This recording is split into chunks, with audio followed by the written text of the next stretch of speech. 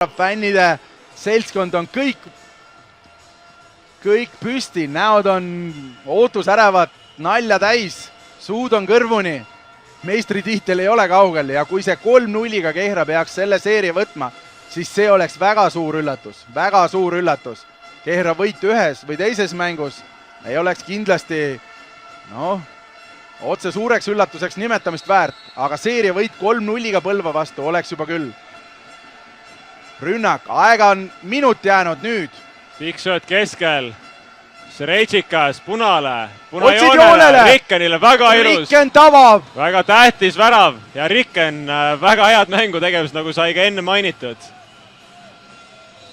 Ja Kehra siin, väga kiiret Kehral ei ole, tuleb ka Naum sealt pikalt vastu. Naum tuleb juurde, 45 sekundit on jäänud, otsitakse Naumile söötu. Ja üritatakse siin mitte viga teha, antakse Põlvale pall, kiirrünnakusse ette. Sillastele ja tuleb 2 minutit ja saab selle Laast. Laast saab 2 minutit nüüd ja 7 meetrit tuleb siin nüüd ka.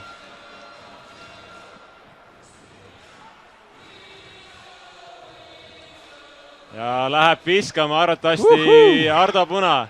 Väga pingeline lõpp, suutis Kehra selle 2 väravalisest edust. Jah, Rikken värav, viga rünnakul. Tegelikult oli ruumi. Mikola Naum oli abis. Ei leidnud Slastinovski seal lahendust.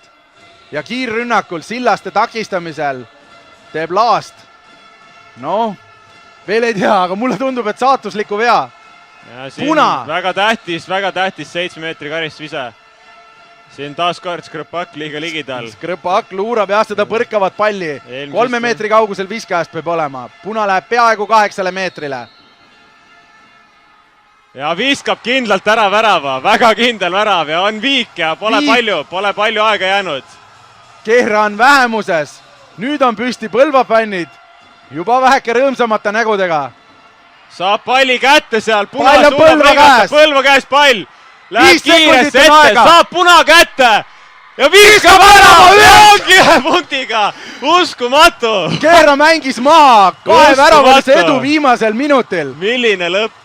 Uskumatu lõpp ja Puna tegi ise selle töö kaitses kõik ära ja sai ka rünnakul, teisel pool rünnakul palli kätte, ei olnud see sööt kõige parem ja viskas Puna ära selle. Täpselt sekund enne lõppu. Man of the match kohe kindlasti.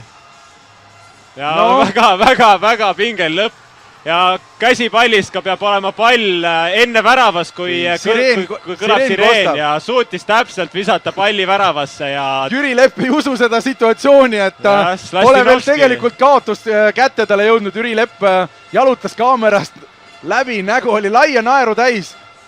Põlva suutis 2 punktiga juhtida päris mitmel olukorral, aga siiski oli tunda seda Kehra võimsat mängu, aga ei saa midagi halba muidugi Põlvale öelda, sest näe siin, kui ma eksi, ongi see, kus jah, Puna saab näpu vahele, hüppab ennast salgavalt seal, kes see on seal? Peedomaa ennast salgalt hüppab, ei suuda siin rünnakul veel seda Puna palli ka vahelt võtta, tundus selle ees olevat. Slastinovski eitis sinna. Üritas siin oma halba rünnakut siin heastada, aga täpselt kukkus sinna õnnetult, nii et ei saanud kätte ja Punalt väga ilus minek.